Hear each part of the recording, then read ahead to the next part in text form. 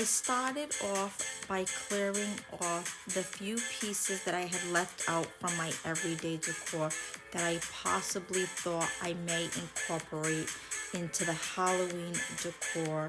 Before I start decorating, I want to give my benches, table, and chairs a real thorough clean.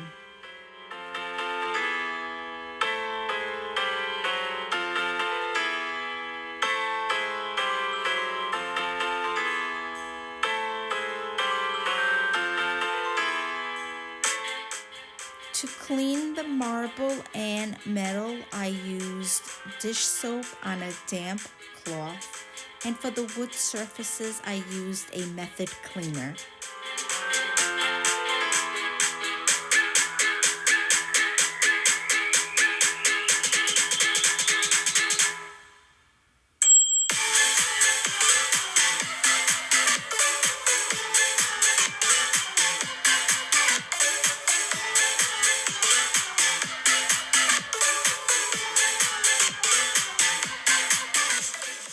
I really enjoy cleaning, and as I've gotten older, I also find it very therapeutic.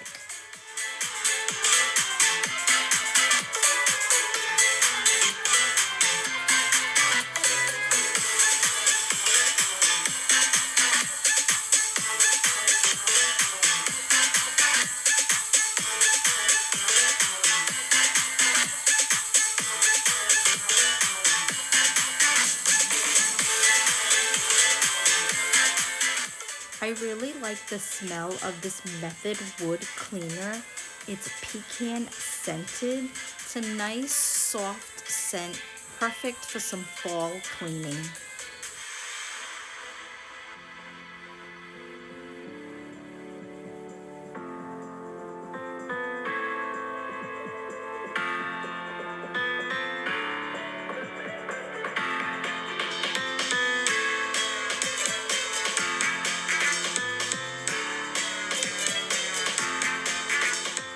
I find myself doing a lot of deep cleaning more often than not as the home upgrades continue.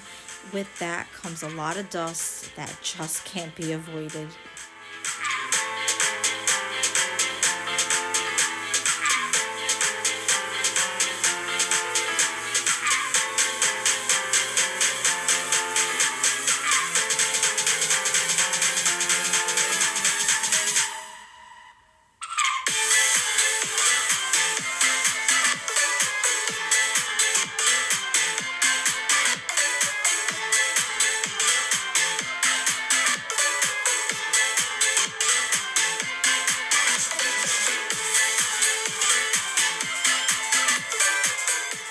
Another perk with cleaning, it is a great way to move your body, especially for someone like me who often puts everything else before self-care.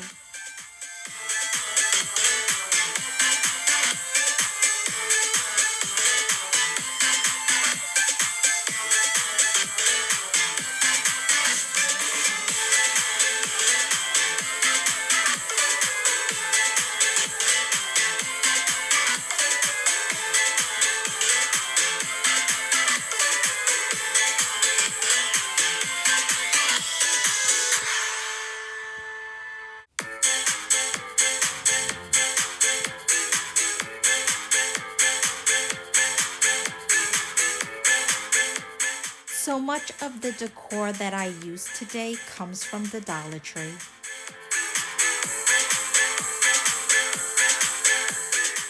I start off using this gray and black creepy cloth as a table runner.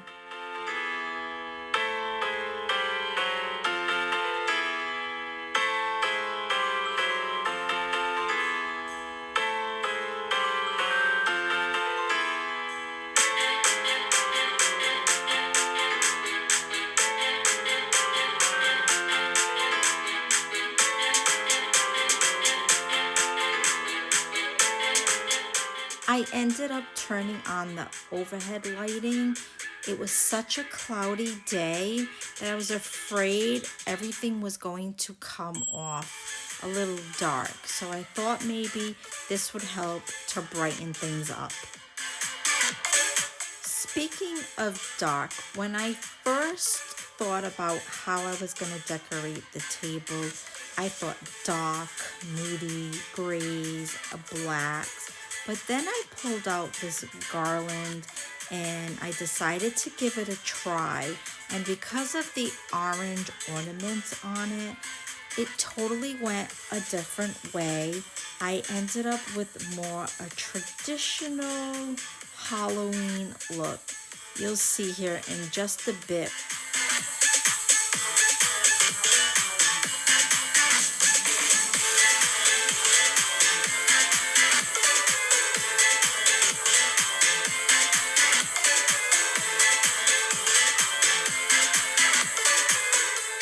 This garland takes so much fluffing, but it is so worth it in the end.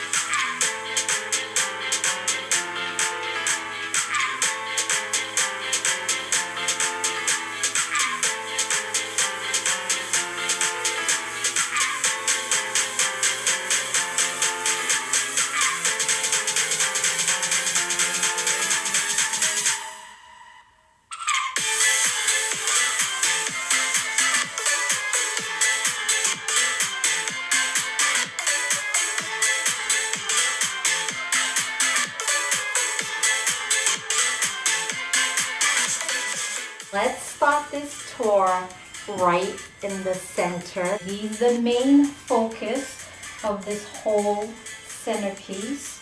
And then I just took this garland and wrapped it all around all the decorations. It's got some orange lights with these spider web bows that I just love. And then you have these orange, and there's some black ones tucked in here too, these ornaments. And then we put this spooky but very classy pretty tree. And then we head over here, and we have to give her as much credit as we give the big skull head with her signature wart on her big nose. She is definitely no basic witch.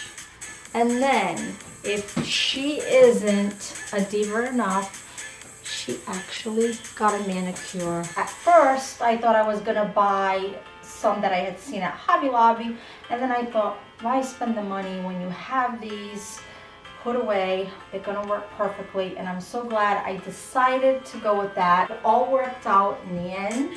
And on the taller one, I just have this glittery witch candle. Here we put a tombstone, and it reads, "Told you I was sick." And then on top of it is Jack the cat. Now, Jack the cat, he has a story. He's always causing mischief. If you want to see what kind of trouble he got himself into last year, go to my Instagram and look for that Halloween post, and you'll see where he ended up causing trouble last year. But this year, he decided to go ahead and crawl on in and sit up on the tombstone because he wanted to be as a big a star as the skull and the witch. And then moving on to Lady Antebellum. She's actually part of my everyday decor, but I could not leave her out. She, in her own sense, is kind of spooky. So we gave her a witch's hat. She's got this beautiful creepy veil. The last few pieces of this table is the pumpkin, which he has all different colored lights, purple, red, green, blue. Mr. Owl with his very spooky, blinky eyes.